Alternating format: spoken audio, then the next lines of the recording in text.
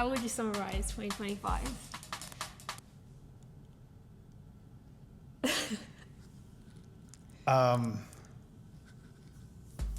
The year of growth. The year of growth. What's 2025 to you? The year of recovery. Okay, great. Yeah, it's a real recovery. My friend asked me what's one word that comes up for 2026, and my word is push. Push. Push. Okay. It's the year of push, which sounds really weird. Yeah. Like really pushing myself. Do you have a word for 2026? I do. Audacity. 2026 content. I think you're thinking about it, I'm thinking about it, a ton of people are thinking about like, okay, new year, new goals, new me, Yeah. new resolutions. I know that content is important. Well, I guess, yeah, let's talk about like why is content? Content is the only way you can communicate authentically to an audience. Like, I'm seeing more fake and more real content at the same time. Yeah. This last year. Well, I think we're at a real low when it comes to trust. Trust in people, trust in institutions, trust in brands. Yeah. And the only way you can build trust, whether you're Coca-Cola or whether you're a small restaurant, is by connecting with someone authentically. And the way to do that is by telling a story that is probably a personal story. So if I'm setting up a restaurant and the story is my grandmother loved teaching me how to create this chili sauce, and I've spent my whole life eating her food, and then one day she gave me the recipe, and then years went by, I was trying to improve it, perfect it. She passed away, unfortunately, and now I've created this, I'm calling it Grandma's Kitchen. Yeah.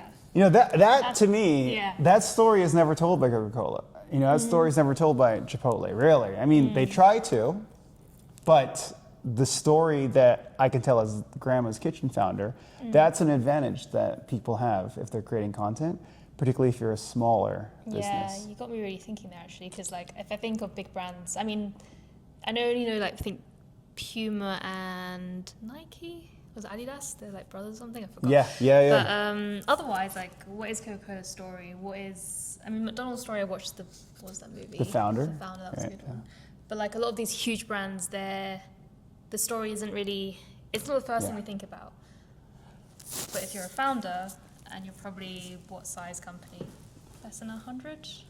Yeah. Well, I mean, that's just like, it's one of the big advantages you have, right? Like, you got to play to your advantage. Like Coca-Cola doesn't need to tell us a story. They've got the biggest distribution network in the world. They have years and years of loyalty. They're the default option. They just have to worry about Dr. Pepper and Pepsi and Mountain Dew, whatever. If I'm setting up a new company, I have to worry about the world, you know, and I can move faster than likely a bigger competitor. Hopefully I've done something better at higher quality because I have to sacrifice based on cost. But maybe I'm just a more compelling story. You know, the reason you choose to eat at this restaurant versus another, or the reason you choose to buy this, even software product, stuff they might think is like rational, it's baked in emotion. Yeah. And the best way to convey emotion is via telling a story and by creating content. So, the reason why 2026 everyone should be creating more content is because the problem we have right now is trust. Yeah. And to build trust is through stories. Yes, that is a great encapsulation. 2026 is the year that we reclaim trust through content. Right. Now, the big question is, how do we start? Well, I think everyone, like, let's take a look in the mirror. Like, if I were to take a look at the mirror. Take a look in the mirror. Yeah. Or you look in the mirror, I look in the mirror. Yeah. What are the, like, 3 things? Actually, a few things is, like, you know, we were talking earlier about whether that's a good idea or not, but what are the things that you want to be known for? Yeah. You know? Yeah, I mean, this is kind of like a educational / us thinking about our own content. For me, I help founders build their personal brands, but I also run a lot of events. I've done nearly 100 events now, and I'm working with 2 other people who have done 300 events in total to really bring more people together. And for me, I just love bringing people together. I love doing anything related to helping people build connection between people, which, you know, both content and events does. I think right now I'm trying to figure out how do I position myself so that I can encapsulate that message and mission and do it like, you know, saying I Yeah. do two different things. And that's what we were talking about earlier, is like serial entrepreneurs, for example, or founders that do a lot of different things. How do you position yourself in a way that's the best way to build trust? Because I think people trust you when they know that you're good at something, or when you're great at something. And the more you can niche down, you're like, I'm like James Clear, I'm the habits guy. Like, they just trust that guy because like he always talks about habits or whatever. But what if you don't want to put yourself in that box? Yeah. I think it's better to be in, have some box to be part of, and then like expand from that box. Like, let's just take The Rock with wrestling, you know? He was in the wrestler box, and then he expanded into being an entrepreneur, actor, all these different things. So I think there are also some very practical realities where, like, if you'd set up like an ice cream store, like an ice cream startup, like let's say Little Moons, right? I sometimes like to tell this framework of founder-led storytelling, product-led storytelling, and community-led storytelling. And if you use that, let's say you're setting up an ice cream brand, maybe the founder story is, I set up this ice cream brand because I grew up loving ice cream, and maybe like that grandmother's thing, you know, and I set up with my wife because we met at an ice cream shop, and ice cream's like, she comes from a long family of ice cream people. You know, for example, Glenn Powell, when he talked about his hot sauce brand, Smash Kitchen, he talks about how growing up in Austin or somewhere in Texas, like barbecue was where his family came together. They would like eat around the table, and like grandma had her own mustard, and then like they had this mayonnaise, and to him, like, it's not about condiments, it's about family. It's like, how can you up level the importance of it? Yeah. So there's the founder-led story, like Glenn Powell might be that. Then I think there's like a product-led story where it's like, our ice cream has this specific type of protein in it, protein ice cream. I don't know, like, you know, there's protein ice cream, there's like sesame seeds in there, and no one does protein sesame ice cream. And then I think there's like a community-led story, which is like, okay. I'm just going to start screen sharing my mirror. And as you say, I'm going to write that down because that was really good. Oh, yeah. And then the community story is like, people around the world want ice cream because it makes them connected to their friends and family. You know what I mean? Because like that I think is like a through line. Like I it's like founder-led, product-led, community-led.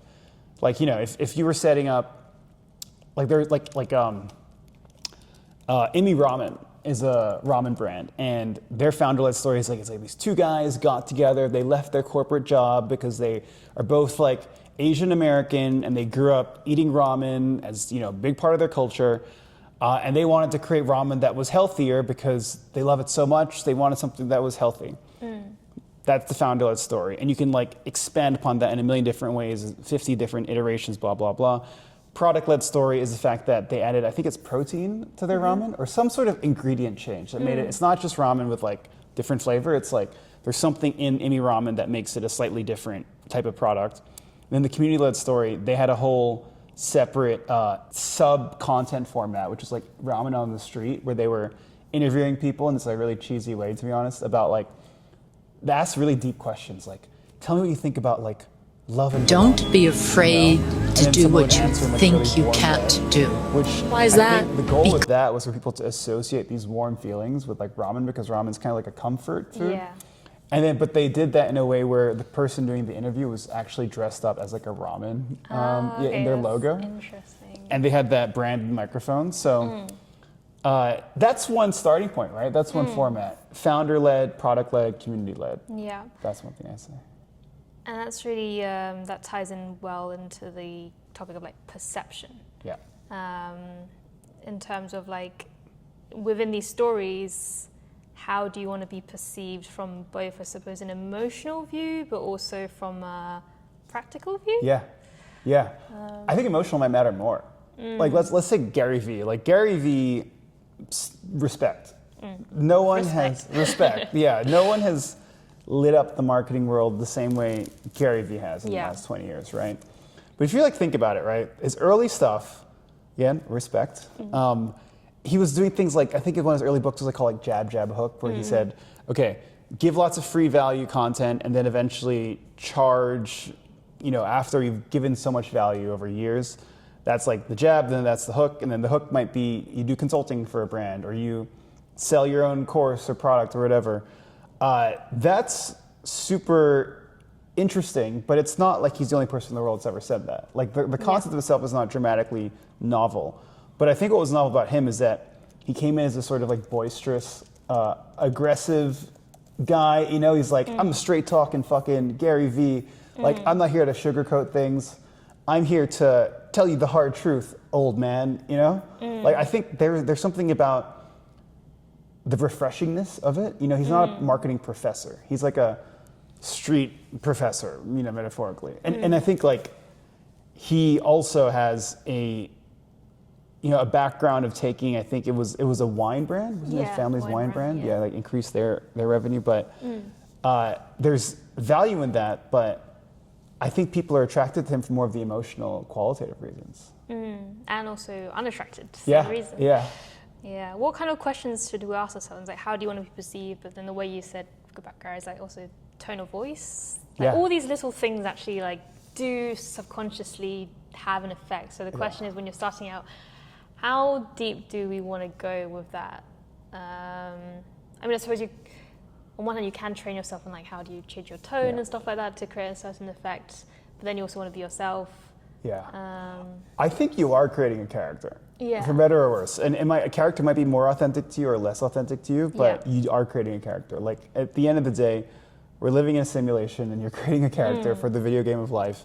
And that person might be someone that is essentially you, or that might be someone that you are reflecting as who you want to be. Like, I mean, Beyonce creates her own character, Sasha Fierce, that she's used, like not only for like psychological reasons to help her like get over and get confident, but it's what she embodies on stage, you know? Yeah. They call it the alter ego, right? Exactly, yeah, like the alter ego effect, I think is like a book I read about that concept. And, you know, every single person, you know, as Shakespeare would say, like the world's a stage, right? So people are hiring what they perceive you to be rather than what you actually are. Yeah. So and before you guys go and think, oh, but that's so unauthentic. Yeah. And we were just talking about authentic. I think everyone has like, that's still you. That is still authentic. You're just choosing that, you know what, I'm going to dress well today and I'm going to like add this today because it's still authentic is the message, right? Totally. We're all striving to be like the versions of ourselves that we want to be,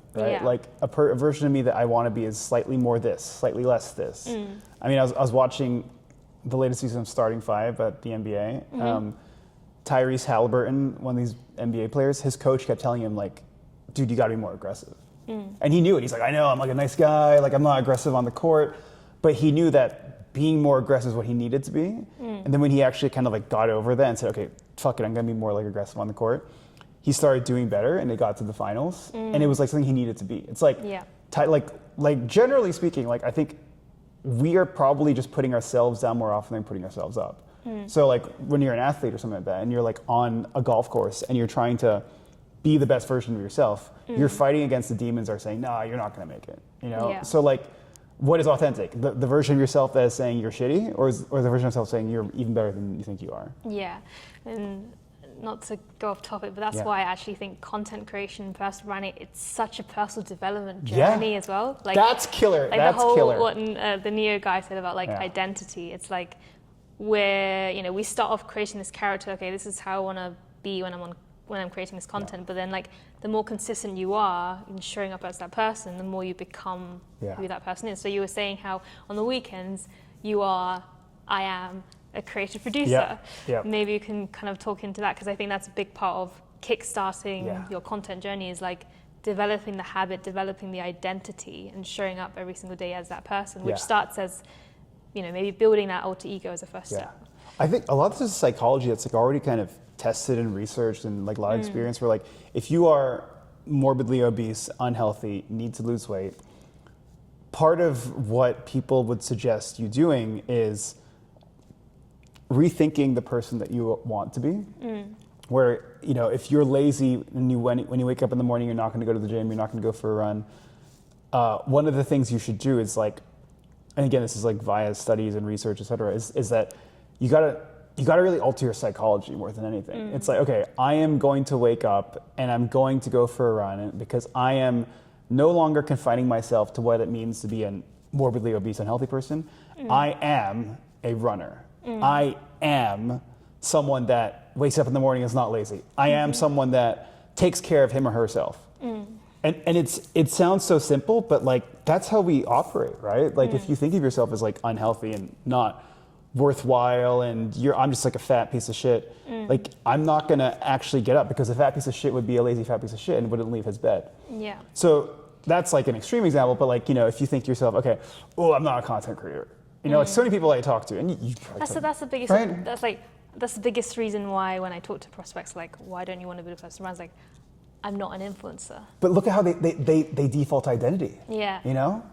That's really interesting. Like so what kind of identity do you think are like we all need to adopt going into 2026 if we want to be this, if we're going to start building a personal brand? You said creative producer.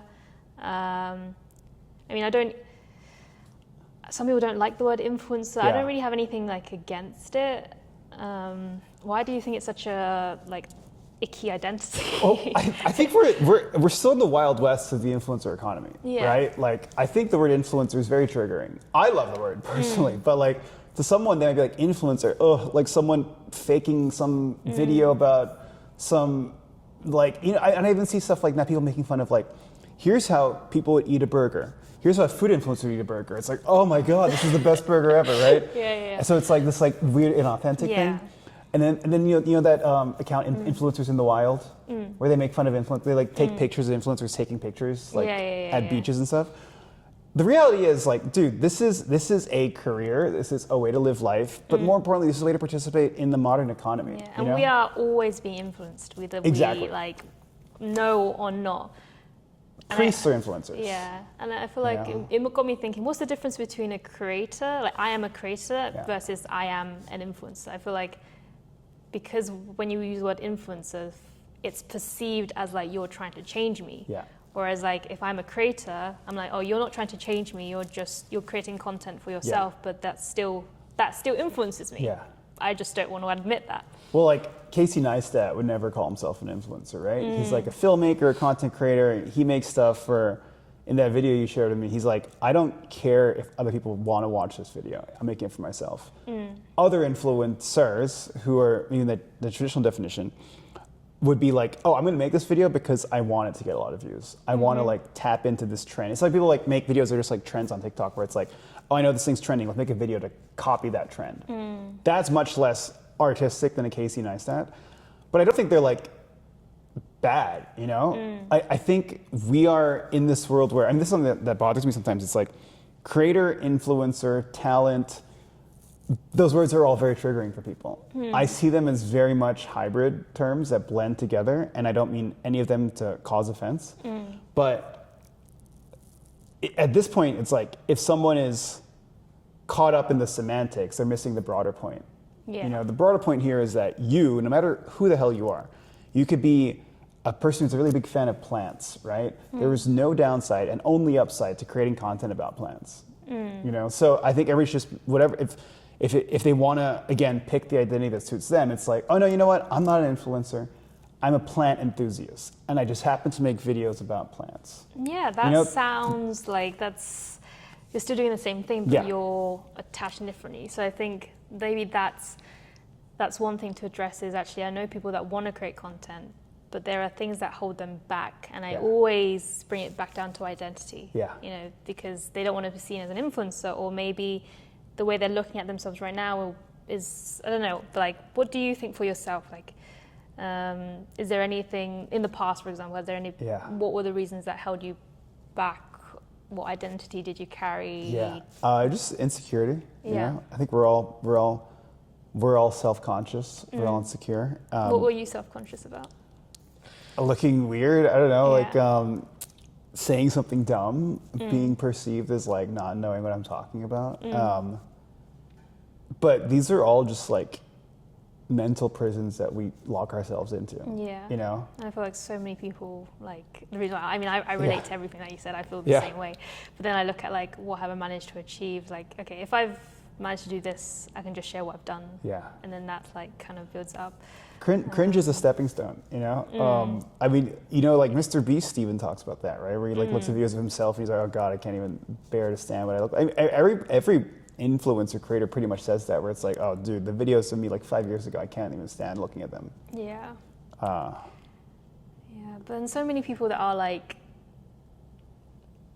so many people that should be creating content are the ones that are like, you know, they've been in the game for decades, like they know what they're doing, they're confident in what they do, but then once the camera shows up, like, that's the crazy thing. It's like, you're so good at what you do, you've been in this for like, you know, decades, but then something about like sharing it publicly at the camera, it immediately like brings them. But also like, I think there's a cultural thing to it too, where like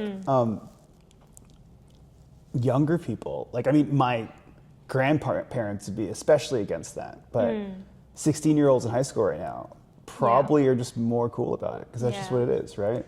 Yeah, I think we're in the like, I don't have any worries about like my generation like being like, you know, worried at us. They're seeing people with the camera on the streets. Oh, it's like fine, like we're used to it.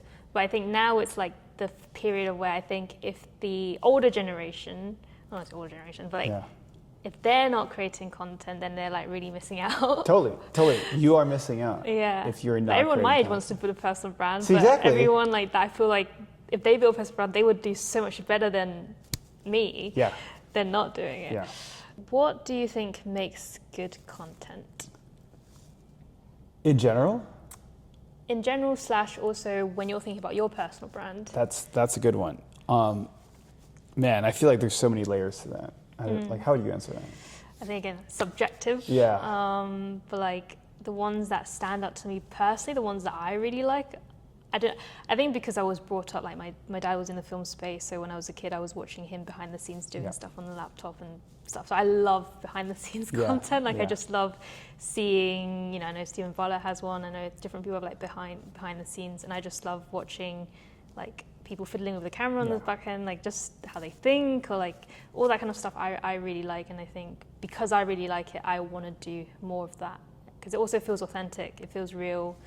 I watched a video yesterday of this guy just sharing how like I don't know, it's not like, it didn't make me feel good, but it's like, it was real. Like he went bankrupt, he had a business co-founder split. I was like, I relate to a lot of those things. So relatable content as well, human content. I also do like really, I don't know, more Instagram stuff is funny.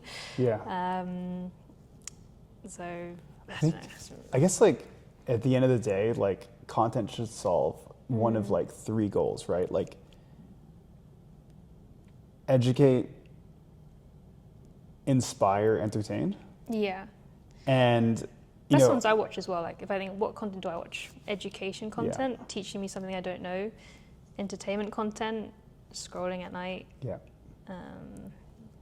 I'd say like, and that's David Goggins motivation. Yeah, inspire, right? So I don't think there's too much beyond that, but it's like, it all is in the execution, right? It's like what should music make you feel? You know, it should make you feel something, or what should art make you feel? Something.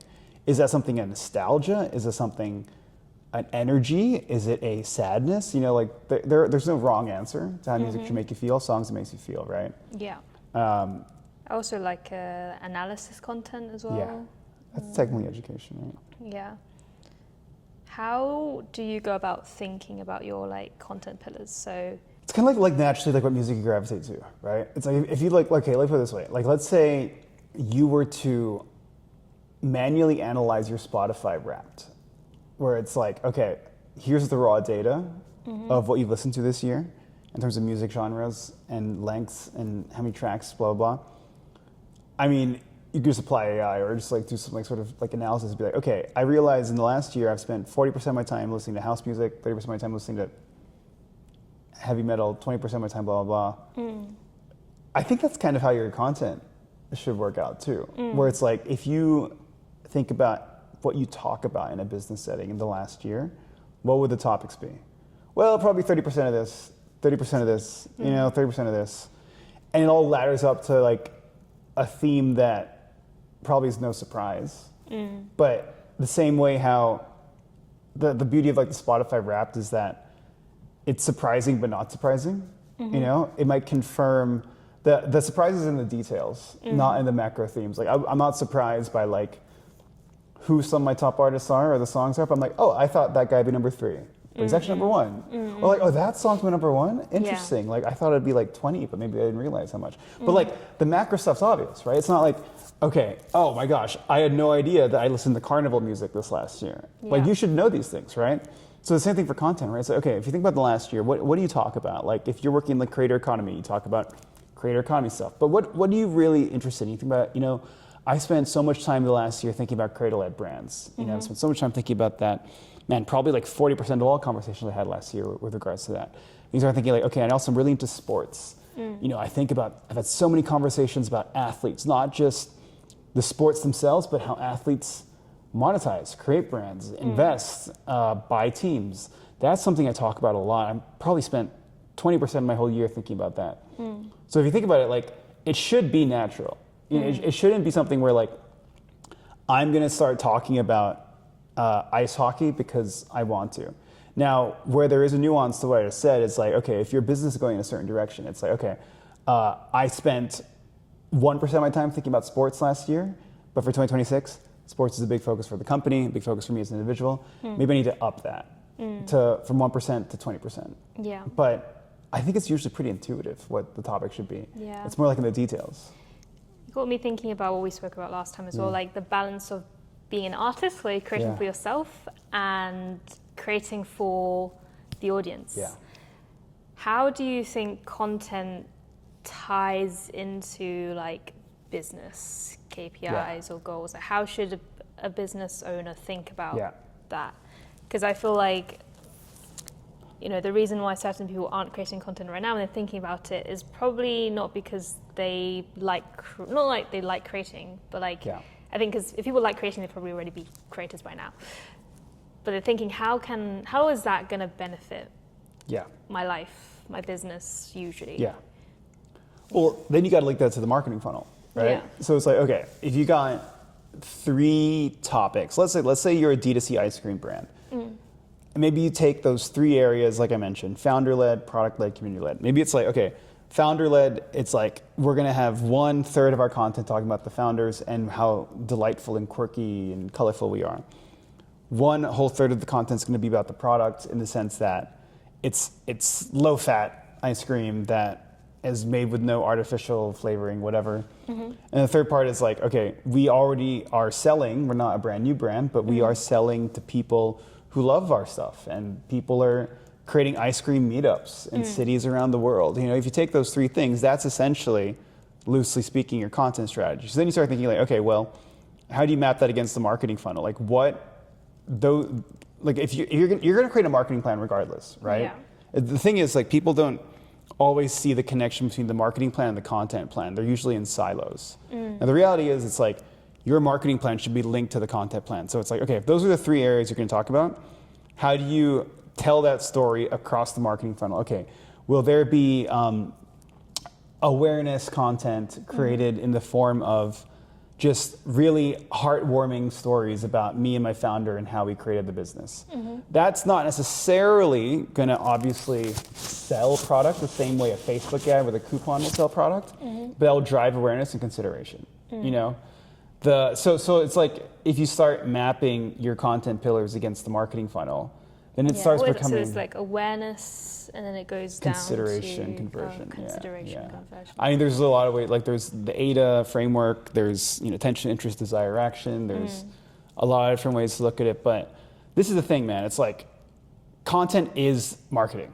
Yeah. Marketing is content. Now the problem is sometimes those things are very siloed in how companies are structured, where it's like, okay, content is like a fluffy thing. Like, let's create a blog post of how cute things are, right? Now the reality is every piece of content you should create should have a purpose, right? Now the blog post, it might be cute, but it should also be like answering an FAQ that is related to people who had questions about your product. The founder-led story isn't just a cute piece of content, but it should actually get people to like follow your brand because like, wow, this is so endearing, blah, blah, blah. Now, content and marketing, this is where like the worlds of like talent and advertising are coming together, because the reality is people who work in like the talent content space, they're not really the same as the marketers who are in advertising. They're different types of people, right? But that's coming together. content creators themselves, content itself drives business results in a way that you wouldn't have thought about it 5-10 years ago. Yeah. It's all blurring together, which is awesome if you know how to do it. Yeah, that's So why like do content it. is just such a like, it links to you improving as a human being, it links to your business improving, it just links to like, advertising, like everything. So yeah, that's a good baseline, is thinking about we talked about community, product, founder story. Yeah. We talked about the content pillars like education, entertaining, inspiring content, but then how that leads to, awareness, trust building, consideration and converting content. And I think that it all kind of comes together. I'll create some kind of graphic that like shows how it all links together. Yeah. It does all link together. It does all link together. Content is marketing. Yeah. Yeah. Okay, this is a good segue into KPIs when it comes to content. I personally think that it depends on what stage you're at. Yeah. Like we were talking about earlier, like for me, January, my goal is to build momentum.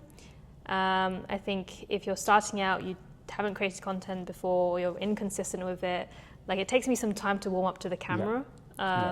Like we kind of like spoke before, so it feels fun doing it. But if I'm alone, I'm looking at the camera, I'm like, hello. Until okay, now I feel good. So I kind of see the camera as a human being. Like you need to warm up, you need to do some small talk, and then you get into it. And then it's like probably creating content that I just feel like until I find it fun and I am consistent. And then I'm like, okay, let's kind of tweak this part, and then build up that habit. So that's going to be like my goals when I start. But then as I move on, probably by February, March, I'm going to have more like number specific goals. I really like how James Clear's habit kind of book, I don't know how he talks about like the 2-day rule. What's that? Like you don't want to fall, if you fall off track, you can't fall off track for more than 2 days. So I'm kind of applying that to like the content side of things. Like I can't not think or create or script content for, like, I can't take 2 days off basically. Like I need to be planning, or I need to be filming, or I need to be doing something related to my personal brand or my content every single day, or at least like not more than a 2-day break. So yeah. I see what you're saying, yeah. How about you? I think it's important to measure outputs, but also important to measure inputs, right? So again, like let's say you're trying to lose weight, you're trying to lose 50 pounds. You can't guarantee, right, like the exact length or how long it would take you to lose those 50 pounds. You can kind of guarantee better the inputs. It's like, okay, like between now and September, I'm going to go for a run 5 days a week without fail, or run a cumulative 500 miles, whatever that is. So I think the same for content, right? Where like you can't guarantee like, oh, this video is going to go viral, or one person will see it. And it is a signal, like you shouldn't just not care about those numbers, but it's hard to know for sure. You can guarantee the inputs in the sense of like, okay, I'm going to make a video every week, an essay every week, whatever that is. What do you think is a good start for a busy founder running a, medium-sized business? For what? Like, what would be the inputs and what would be the outputs? I think what matters is also your type of content. Do people want to just write? Do people want to tweet? Do they want to create videos? Not everybody needs to create video. Yeah, that's true. Like some people just want to like create hot takes on LinkedIn, or create like write essays and stuff. So I think a very simple metric is like putting some effort into a piece of content that you release every week. Some effort could mean a video, it could mean a mini essay, it could mean a tweet thread, whatever. But just something like that takes effort, so it's not just you retweeting something and just doing it at least once a week. Okay, and then I guess the output would be that piece of content, right? Yeah. You can't really, there's nothing else to it. Okay, let me just write that down. What do you think about video, not video? I mean, I love writing. I'm kind of not very much of a video person, but I feel like with all the AI content out there, I kind of want to do more video content. I also actually do feel like it builds up my personal confidence over time. And that's kind of like, the reason why I want to do more video is actually more of like personal reason. I feel like the more video I do, the more I practice like public speaking, just confidence, all that kind of stuff. But then openly, I feel like people get to know my personality a bit more than just reading something. Totally. I think video is ideal, but it's not like you're a bad person if you don't want to do video content. You know, like it is. It depends. Like there are people that just write essays, and that's totally fine. There are people that are like video TikTokers that probably don't know how to write, you know, and that's also fine. I kind of feel like because you don't want to do it, or because you're scared to do it, or like why do you not want to do it? I feel like the only reason why people don't want to do video is because of some kind of like insecurity or like something, and I feel like that's exactly why you should do it. Yeah. I mean, it's like saying like, I don't want to go running because it freaks me out and it's boring. You should probably run, right? That's me. Yeah, but also it's not bad if you don't. Yeah. You know, it's not like you could still be healthy by that's true. just dieting. Yeah. You know? I guess whatever you can be consistent with. Yeah. If it's just one video a week and the rest, like, you know. Yeah.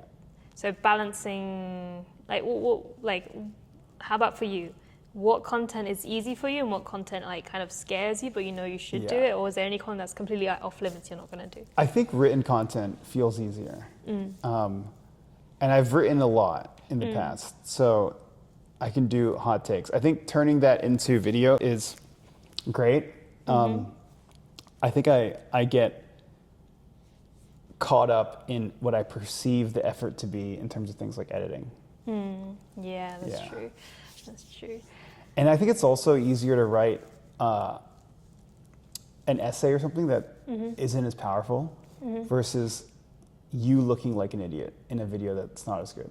You know what I mean? Yeah. That's how it feels, at least. Maybe that's a psychological thing, but.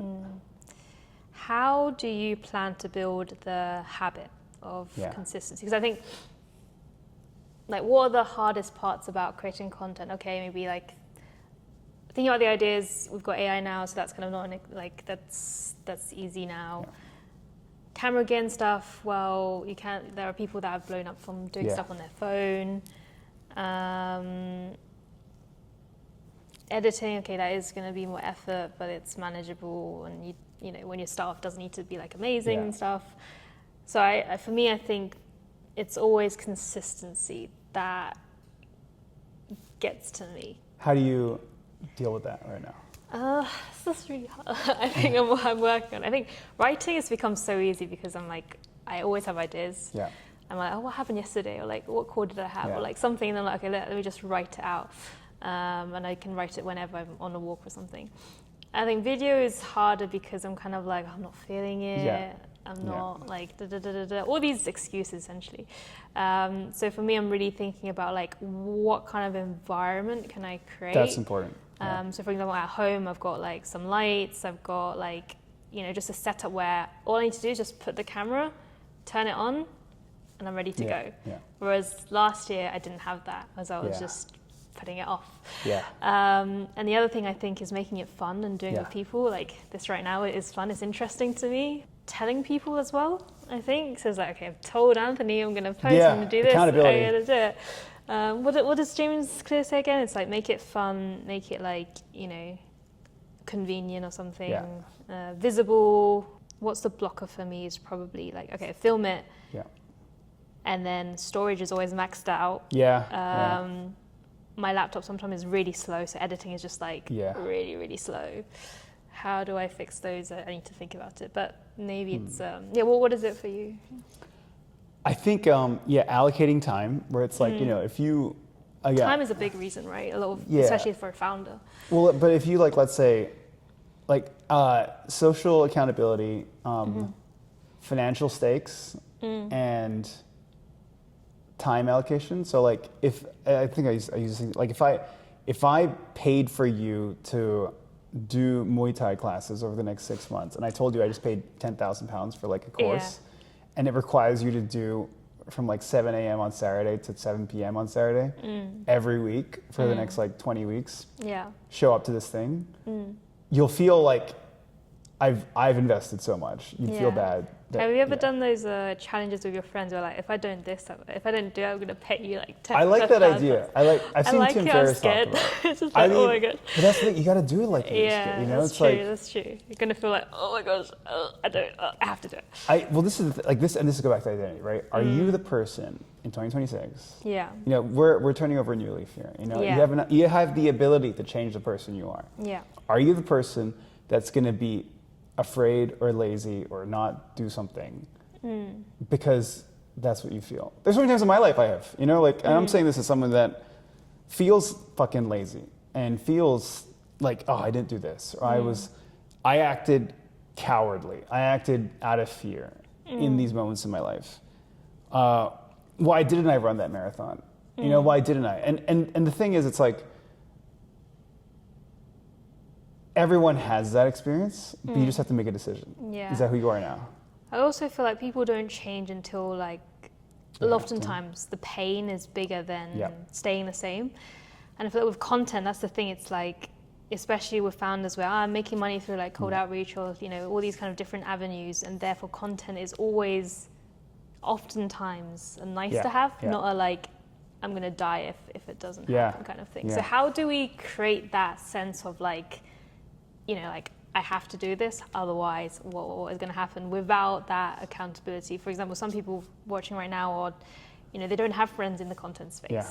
And at some point you got to help yourself, you know, like, I mean, you can provide, again, like, I could be the best personal trainer in the world, could write you the best workout plan in the world, give you steaks, everything. But the end of the day, it's up to you. You could just not go to the gym, even if you paid for me as a personal trainer, you know? So for people, like, I mean, all these things, I maybe just for me, it seems like frameworks could help. Tools, like if you fill out a little document, you know, having people, like having a mood board, all these things, they're all subordinate to just getting up and doing it, you know? So I think there's an element to which you can't save everyone, and you can't, you can't force the horse to drink water, you can lead the horse, you know what I mean? Although, you know, after what Alex Hormozy said about that, do you know what he said about it? What did he say about it? If you like make it like, if you make it extremely hot, like if you change the environment, fair. The horse will drink, So that's like, I never thought about it until like he said it. You know, if he makes the room like really hot, like so hot, eventually people are going to take off their clothes. It's like, huh. So I don't know, what is that thing for you that you can create for yourself? I think it's social accountability, but with the right people, right? Where it's like, okay, if you had 4 friends that committed, it's like if you have 4 friends trying to lose weight, right? Yeah. And we're like in a WhatsApp together, and it's like, okay, we're committing that we're all going to lose 50 pounds this year. Yeah, but 2 people are good, but like you said, 4 people, like that's a little combo would be good. That would be pretty good. I think like a mastermind kind of group thing for people that are aligned with your goals. Yeah. Yeah. Let us know if you're interested. Yeah. Don't know what we're gonna call it. Cool. And then you mentioned mood board. What's your process when it comes to creating like a mood board? I hear a lot of people talk about like just having like a good swipe file and organization structure. Again, Casey Neistat does that. Building that system that works for you. Do you have one? Or? I have a few different swipe files. Is it like formally organized? You know what I mean? Or Not is it like, formally organized. Yeah, it's something for me. Yeah. I mean, I like how certain people use Miro to just like screenshot it and stuff. Yeah. So basically, I was like, what? Because we needed to. So photos, we know that photos do better on posts, but also not everyone has the time to do like a lot of photos, especially for like clients that we work with. It's like, you just how many photos can I take of you having a laptop, right? It just gets boring. So I went on LinkedIn and I screenshotted a bunch of photos of women, men, what are they doing, how, like, all this kind of stuff. Is this AI or? No, I just screenshot. This is all people's LinkedIn posts. Because I wanted to see, like, what do they post on when it comes to photos, inspo. And I was like, okay, there's different combinations here. So, you know, what assets would you be using? You could be drinking coffee, tea, boba, you know, different kinds of cups, wine. You could be holding a laptop, a phone, a notebook, a camera, food. You could be sitting, standing, looking up, looking down, looking sideways, having headphones, having glasses, having hats. You could be in a garden, in a studio, different places in London. So then we'll go out for one day or like a few hours and just like get as many different combinations. Okay. And just have like a few hours of just That's like great. pure photos. Yeah, that's great. Because I feel like that kind of, like if you just know, okay, a few hours, I'm going to take a bunch of photos. I don't care if people think I'm cringe or whatever. I'm like, I'm fake. It's just like, I know it's going to help me. It's out of the way. I don't even think about it. And then that's done. Look at who's in the market. So, okay, you're talking about like creators and business. Who right now in the market has like a bigger personal brand than me and is talking about something similar? And then I kind of like map those, I don't have it right here, but I map it out and then I kind of just try to like, what's their character like, just as if I'm doing like a personal brand analysis for them. And you could do it really quickly using AI. And then I just put myself there. It's kind of how people test thumbnails, where they'll put a bunch of other people's content thumbnails and they'll put their thumbnail and see, does it stand out to me? So it's the same way I build or I think about like content pieces or personal branding is like, if I'm saying something similar, how do I position myself differently? That is, you know, in some way, like, because so many, like, all these Stephen Bartlett, Alex Hormozy, all these Leila Hormozy, like, some, I forgot who, they're all talking about the same thing. They're all like, it's like business. They're all just variations. Scaling business, investing in businesses. And it's not like people weren't doing that before them. Tim Ferriss was doing this like years and years ago. Actually, is he still, I mean, is he still quite big? He still is, but but it's not like Diary of a CEO. It's like, you just need to be a slight variation, right? It's not like, Do you listen to many like personal development podcasts and stuff? Yeah. What do you think of them? Like, for example, like what's the ones that stands out to you? Well, I think I'm kind of there's just so many now. Like and that's what I. Do you listen to the same few ones though? Like, do you find yourself kind of? I find myself listening to more news and comedy. Okay. And like specific industries. So like, for example, The Town by Matt Bellany on like Hollywood, I think is really interesting. Colin Samir about creator economy. I don't really listen. I used to listen to Diary of a CEO, but not too much recently. Yeah, I used to as well, and then I don't know. I didn't listen to like any. I always saw Chris Williamson around, but I don't really listen to him. Modern Wisdom. Yeah, but then recently I've started listening to him. Like, he's saying the same. Like, there's nothing like special in terms of like the content specifically. But like, I was like, why am I listening to more of his stuff recently? So have you listened to lots of full episodes recently? I don't know what. Do you think it's like do you know Jay Shetty? Yeah, I like Jay Shetty. Like, what's your podcast Wrapped? You know, like your Spotify Wrapped for podcasts. If you look at that, I actually haven't used Spotify for a year. For a year? 2 years actually. Just Apple? YouTube. Get out of here. I know. I don't Because know. Spotify Wrapped is so like interesting. It's like data, right? Like, Yeah, no. It's more like storage. Is there a YouTube Wrapped? I think there is. I don't know how can I check it though. Do you know? I remember Lewis House was the first one. Diary of a CEO was the second one. How different is Lewis House from like lots of other people? I know Lewis House. Yeah, kind of the same to be honest. But then what are we doing here?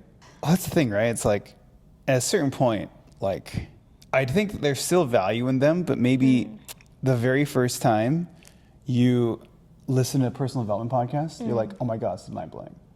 But then like, I've listened to them for years. You know what I mean? Yeah, Like, it's like, I still need it as a reminder. yeah, it's still helpful, but like maybe if it needed to be 80% of my consumption 5 years ago, now it can be 20%. Yeah. You know?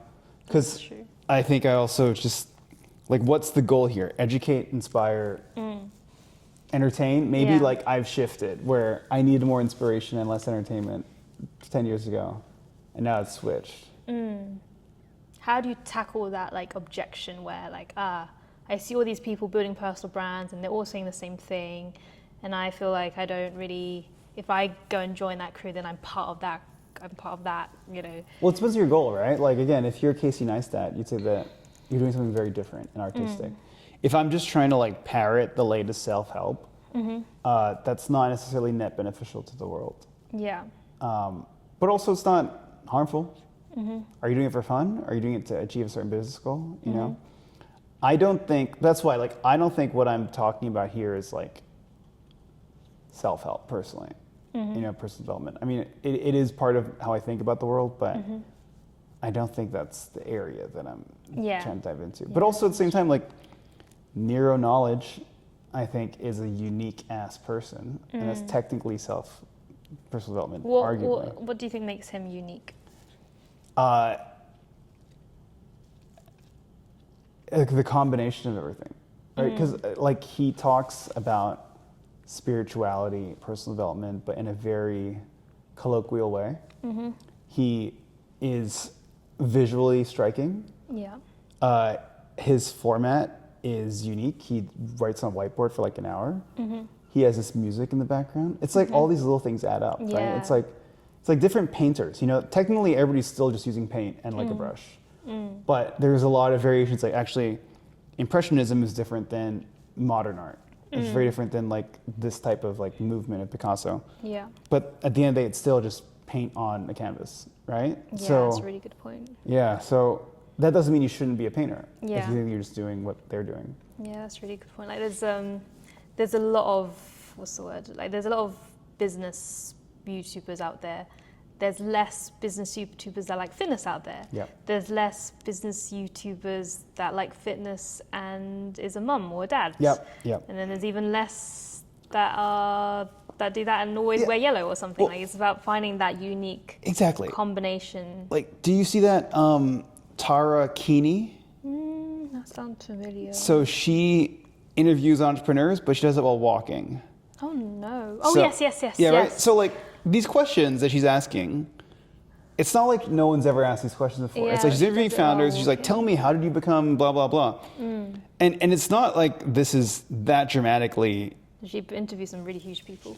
Yeah, right? So like, but it's the format, right? Like it's not like this person's never been interviewed before. And Yeah. she's asking questions she's never thought of. Yeah. It's like the format. Yeah. That's a really good point. And that's enough. Like Simon, how many times has Simon Squibb been interviewed, right? Yeah. Also, where did Simon Squibb come from? I feel like he just appeared, like, He went viral from his format, from his format and his question, "What's your dream?" see? And I also I think what people have managed to do really smartly is they try a lot of different things. Yeah. And then one thing like just goes viral, and Yeah. then they just continue to like ride that wave.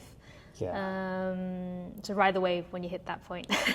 You just gotta keep throwing shit at the wall. Yeah, to see, until yeah. it sticks. And then when it sticks, keep throwing the same thing that Yeah. sticks until it stops sticking. Yeah. I guess also where like I admire people like Tony Robbins that has kind of invented has he reinvented it or just kind of consistently just done what he's done like over and over again? Yeah, I think he's that person that can like focus on the one thing Yeah. for like decades. Which is great. Yeah. Well, also that's why I think it was honestly thanks to you that like I started really appreciating Casey Neistat. Because like I knew he was, but like Yeah. it's like he's a filmmaker. He's not an influencer. Yeah. Because the thing about some of these business people, like I wouldn't put Hormozy in that category, but like I feel like it's for the love of the game, but it's not really an artistic game. Yeah. Like Simon Squibb, right? Again, no offense to him, he's great, but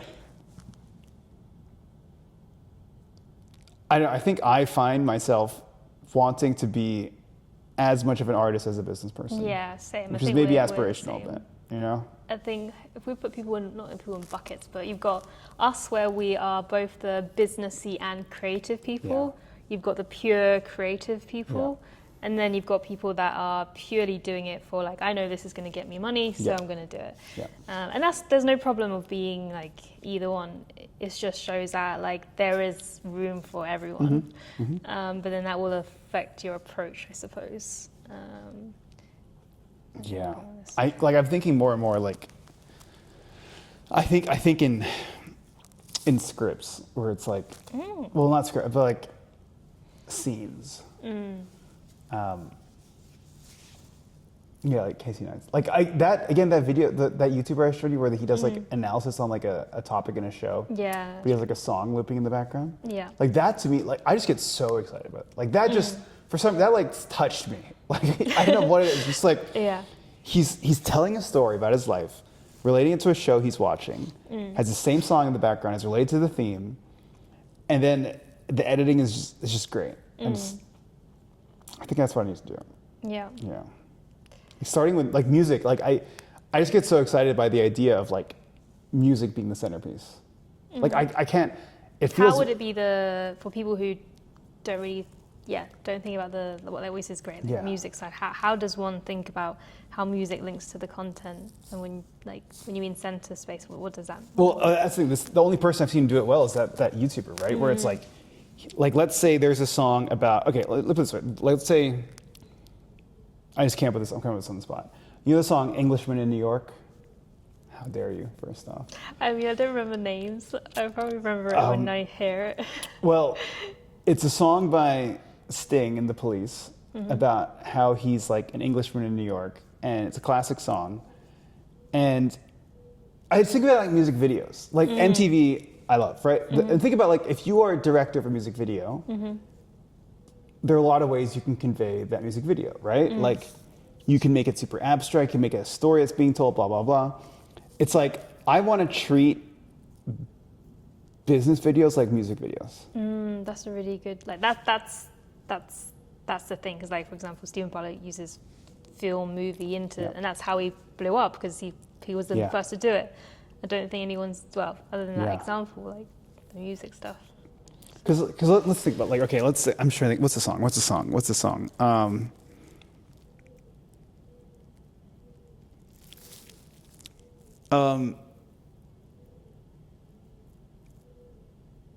Do you know the song "Super Rich Kids" by Frank Ocean? I will find it now. How dare you? It's okay. Well, it's like "Super Rich Kids" it's by Frank Ocean, and he's singing about hanging around like super rich kids that are like disaffected and just don't care about the world and are like depressed. Wow. And the idea is that If you work in the idea is that like, just like any sort of message, like money is not leading to happiness. Now imagine if you took that song, right? And maybe you're telling a story about how you think marketing for luxury handbags is really cynical and how we're so consumerist right now. And as a result of that, people are going to look for fashion brands that are less about being flashy and expensive, more about being like homegrown. So that's how I think about, like. Yeah, no, I definitely think there's something there with like your brand and everything. Okay. Yeah. It's a great song. Random question. Yeah. Like, how would you make music the centerpiece in like this clip? Yeah. So I'm going to be copying that YouTuber, right? Where it's like, okay, so so you hear that background music, right? So here's what I would do. And this is me being inspired by Ibby M4, I think is the name of that YouTuber. So I would have, okay, here's what I would do. I would play the intro song. I'd play the song. I'd make the instrumental loop and I'd tell the story.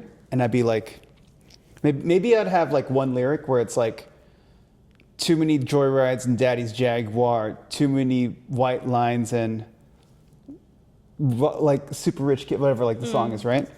And then I'd be like, and then the vocals would go away, but then the instrumental's still going. Yeah. And I'd be like, it's 2026. Luxury fashion has had one of the worst years it's ever had in 2025. Why is that? It seems today that Gen Z and Gen Alpha seek a different type of status than what their parents did. Today, in 2026, status isn't about buying a Rolex or blah, blah, blah, or blah, blah, blah. It's about being a cool kid that's trying hard, who's not obsessed with the money, but is instead obsessed with the art and the craft. Look at Timothée Chalamet. Last year, he gave a speech where he said, I know this might bother some people, but I want to be one of the greats. That's what I'm striving for.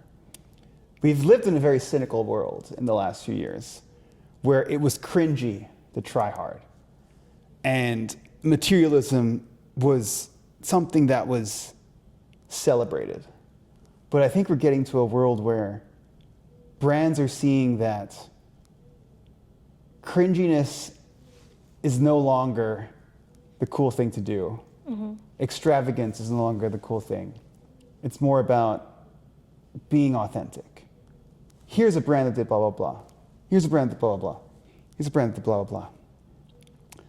In effect, maybe that is the right way to build love between someone and your brand.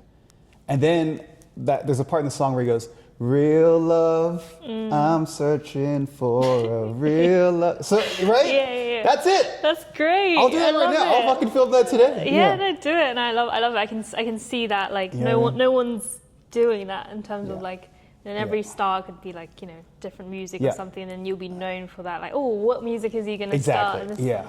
Like, that's such a good idea. I just think of because I just think in songs, you know? Like, I think if there's anything, like, I think in cartoons. Really? Yeah, because my mom and I, like, my mom, she was a children's book illustrator. Yeah. So me and her, we're always like, oh, imagine if that was like a cartoon. So when I see you, for example, I automatically just imagine, like, what would you look like in a cartoon? Well, maybe that could be something. Maybe your format could be like some kind of creating visual, like I do want versions. it's like the time. I know it sounds like a lot. But that is a good idea, though. Where it's like, you know how people like say, like, people that do like Econ 101, and it's like them drawing. Yeah. Well, Nero does that in his way, where he's like, okay, it's very basic stick figure shit, but this is you, this is yourself. Why actually? Let's spark some ideas. I think that's it. It's like, what is the thing about you that, you know, how do you think? And you think in music, I think in like cartoons, and how to embed that into. This is how you find your voice. Brand. This is how you find your voice. This is how you find your voice. Maybe finding your voice is that a cliche term? No. I think certain educational content is dead. Yeah. Which is the ones that, you know, ChatGPT can basically do all of it now.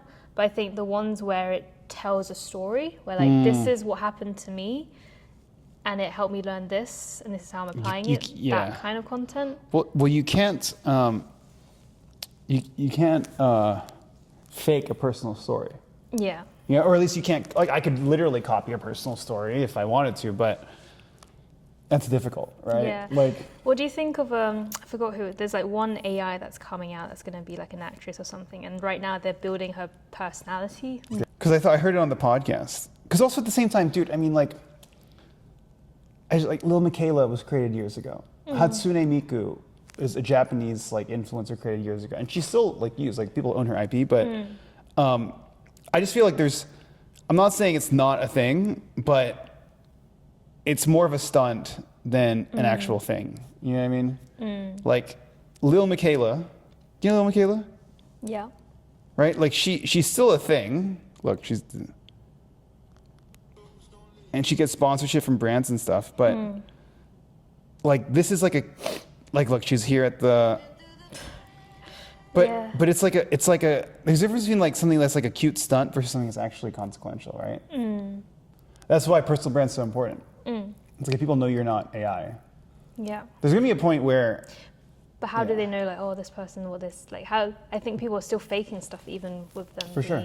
But like there's gonna be a point where it's even more like AI avatars are a thing. And there's gonna be a point, let's call it 2028, when the percentage of AI content on the internet, if it's 30% right now, I don't know if we get that numbers, it'll be like 99% in 2028. Yeah. However, if you think about it, that adds more scarcity to real people. So if you set up, let's say you didn't create content at all until 2029, you know what I mean? People are saying, oh, you only have like Daniel Freese was saying, oh, you only have 2 to 3 years left to build a personal brand. What do you, like, why do you think people are saying that? I don't know. I haven't heard him say that, but. I've heard so many people say that. Really? Well, I mean, I think, I don't know what the top, but like what I just said, I think it makes sense. We're like, if. Maybe because there's going to be so much AI content that it's going to be hard to find real people. Well, that's what I mean, right? Where it's like, if you create content now, you have years of creating content. If you don't create content at all till 2029, I might as well assume, well, you'll be drowned in like the AI mess, and I might just assume you are AI. Ooh. You know what I mean? Yeah, that's true. I mean, we're not there yet, but like, It's not too far. getting It could to be a sooner. stage where it's just like, I mean, yeah. Well, that's the thing, right? I mean, like, it's just not AI. like you could see, like, there are videos of me on the internet from like 2015, right? Yeah. Whatever. You could always argue that that is AI, but like, it's if there was no trace of me on the internet, I'd never written an essay, never done a single thing, and then January 5th, 2029, Anthony writes an essay, then I'd be like, at that point, what the world is in January 5th, 2029, is like such a mess, where it's like yet another AI person. But now it's like, no, like you will believe I'm a real person. At least more than in the future. Trust also comes via whatever communities you're part of, like people you went to school with, groups of people that, I don't know, like your trusted friends, like people that, your former colleagues, etc. Same thing with hiring people, right? It's like, I would, especially the older I get, the more I think like hiring people that come via strong recommendations, still that's not going to guarantee that they're great, but like,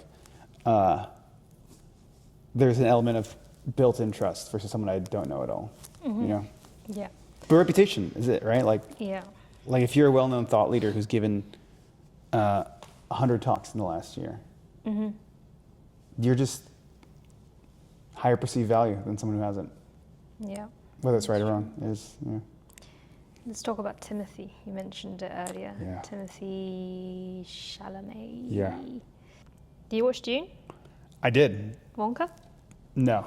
Ah, Is that good? it's pretty good. I'm gonna watch Marty Supreme. Oh yeah, I'm just not gonna spoil it. But yeah, what do you think makes, like, there's so many actors out there. Of course, he's really good at what he does, but what do you think we can learn from his personal brand? It's like I was saying earlier, dude. It's like he's just like taking a stand on who he is, on what he does, and he has creative ideas. You know, I was reading earlier, he put money into Marty Supreme, so he has an incentive.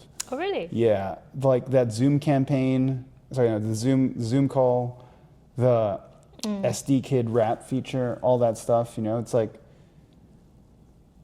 it's just, he's making an effort, he's thought it through, and the main thing is that he's playing the game, right? Like actors in 2026 need to play the game. They can't just be like hot, distant people they don't know. Like I have no idea what George Clooney's personality is.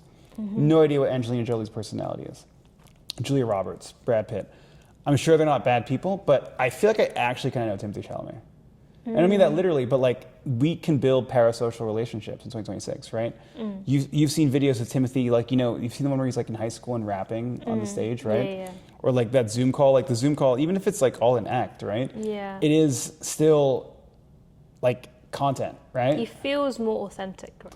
Yeah, and you could be very cynical about it and say it's all part of his PR game, but that's besides the point, you know? Like, you could say, you know, some athletes are absolute fucking assholes, but the PR is that they're nice. But the point is that they actually get the job done. And Timothy's gotten the job done. He's made an effort.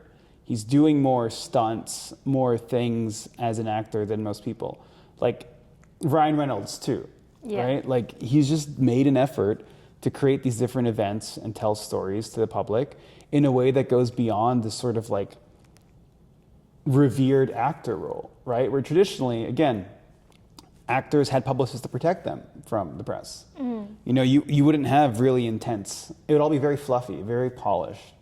Actors in the 90s, in the 2000s, and still, even most of them now still, right? But Timothy is just going and making the rounds, and he's doing everything he can, and putting himself out there. You know? Yeah. Yeah. No, that's a really good point. Would I have anything? I mean, I don't actually know much about him either, but when you... But compare it to like... Yeah, comparing it to Leo. I don't know anything about Leo. Or at least like Leo doesn't do this kind of shit. Yeah. I'm seeing like this, I guess, blend of both like acting, media, and you know, the business life. So that guy, Kevin O'Leary. yeah, he's. I mean, okay, he's a TV personality person, but he's also an entrepreneur and investor, and he's in that movie. Yeah. Oh, he is. He is. Oops, sorry. Oops. Okay. But yeah, it's interesting to see how how they're just so integrated now Yeah. and just becoming more and more to the point where I think every single business is going to be a media business. Exactly, and they're acting like influencers, right?